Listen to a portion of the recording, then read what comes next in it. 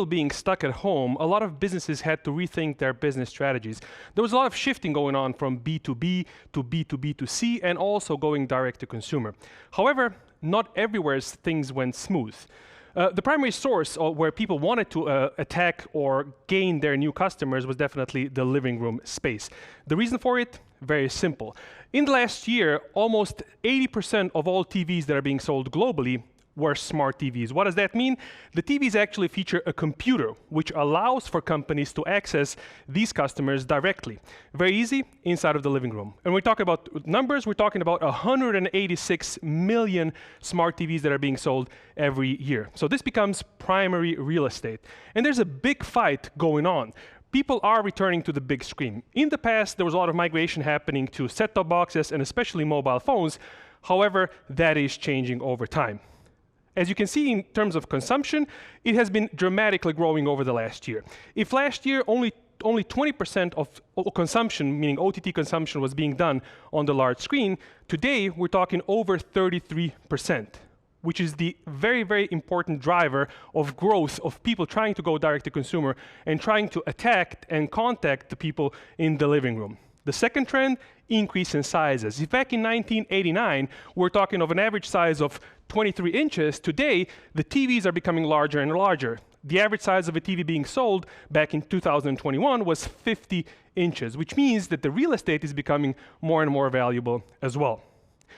This means that we see a significant trend in D2C, direct to consumer. What does that mean? Everybody wants to avoid the middleman. There's a lot of broadcasters, a lot of content producers that are changing their strategy, and instead of selling to someone to produce a channel, they want to go direct to consumer.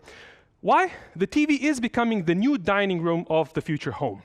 It has been a thing in the past, but it has actually lost its dominance to mobile phones or lost its dominance to other devices that were inside of the home. That has changed it. And it has become a very, very lucrative business. Based on data from Omnia, at the end of Q2 of 2021, there were 5,359 services which are called D2C. And these were the streaming services that wanted to connect with the end consumer directly. And this actually creates a lot of problems. The end user that everyone is trying to reach is actually lost. They've got an illusion of choice on one side, they've got significant fragmentation of the offering on the other, and of course, they got the problem of cost. And they're trying to resolve this issue by going into the matrix. The end customer doesn't know where their favorite content is going to be. Everyone wants to go direct to consumer. In the past, it was easy. You would turn to a channel, you would watch the channel, and once you were on the channel, you would watch your favorite sport. Now, you have to figure out where you are if you want to consume your favorite sports. The problem is that people just want to watch their favorite show. They honestly don't care on which service that content is at. So the illusion of choice is actually bringing everyone back. What does the future hold? There's definitely some trends that are going to have to happen in the next couple of years.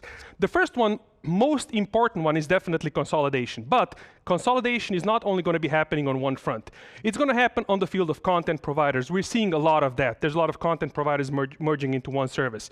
There's a lot of consolidation on the platforms. As you probably know, there's not many TV platforms out there anymore. The consolidation is happening. There's only a few major ones, and that's going to continue to happen. There's going to be consolidation of services as well, services where this content gets served, and most importantly also consolidation of the types of access that people are using. Right now we have a clear picture of what is an advertising supported service, what is a subscription supported service, and what is, for example, a transactional service. Those should merge into a simpler offering for the end consumer. The main challenge here is that cutting the cord only makes sense from a financial perspective in the US. As you know, everyone wants to go direct to consumer, but at the same time, this requires a customer to cut the cord. We're going to look at the cost from a couple of markets here globally. So if you look at here in the US, a standard cable bill is approximately $217. If you cut the cord there, you're saving a lot of money to spend on these services that are going direct to consumer. The same trend in the UK, the savings are significantly less. The more you are moving into markets which might as well be very developed, like Germany, the savings are smaller, which means that, as I've said, consolidation of services is going to have to shift away from purely subscription or transaction into something that is significantly different. And the key is free. Everybody loves free stuff. Everybody wants free stuff, and there is proof that the free stuff is actually being consumed by people more and more. If you look at the two major services that are happening globally, Pluto TV and Tubi, these are the market leaders in their respective fields. Pluto TV in the last year has grown their revenues by a factor of 5. So if in 2020 they've made $220 million in revenues, it's going to go to over $1 billion this year. And the same goes for Tubi. Tubi is an AVOD service. It goes from 150 to 380 million in revenue. So the demand for free stuff is definitely there. What we'll also be seeing is a shift from video to true services and other types of content in the living room. What does that mean? A content on the TV doesn't have to be video alone. The TV is a primary piece of real estate in the living room. It's a huge 65-inch intelligent screen where you are able to consume all types of content and access all types of services. The first one, for sure, cloud gaming. We've gone a long way in making cloud gaming platforms for the smart TV.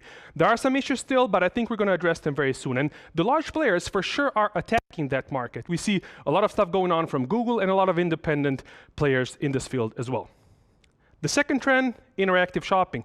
We've seen this trend developing, but it's slow to pick up. There is no reason that not while you're watching your favorite football game, you wouldn't get a chance to order something from your favorite online store, to buy something from Volt, get it delivered in a couple of minutes, or even ideally while you have a halftime show going on. That for sure can happen on the TV. There's no reason for you to watch a football game and then having to pick up your mobile phone and do something on the mobile phone to get your food ordered. There's a direct interaction, a direct relationship between what you can shop online and what you are watching. For sure, there's going to be a lot of food deals that are happening on the platform. There's native integration. Here you can see an example from our platform where you can integrate the offers coming in from various partners, which are seamlessly integrated in between content partners that are doing video on-demand services. For sure, there's going to be a lot of debate about remote health. We're seeing a lot of new trends in TVs. There's TVs with cameras built in.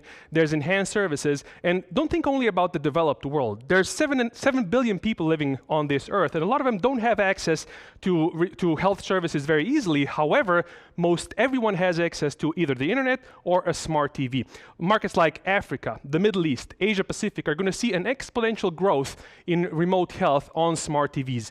It's natural, it's seamless, it's easy, and it's on a big screen. It's not the clumpy little small screen that you would be using on your mobile phone.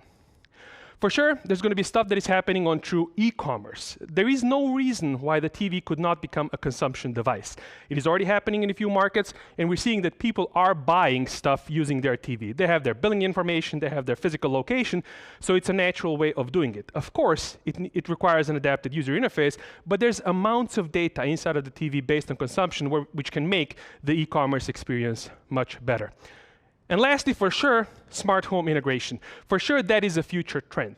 We're already seeing partners developing smart home solutions where the TV becomes the hub of the future connected home.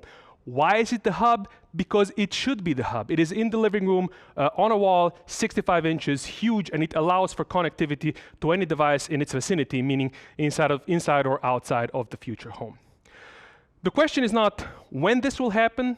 The question is not if this will happen, but it is when this will happen. We're already seeing trends from China, for example, where we have a platform called Zhuhaokan that has everything fully integrated. However, the Western world is not ready for that yet.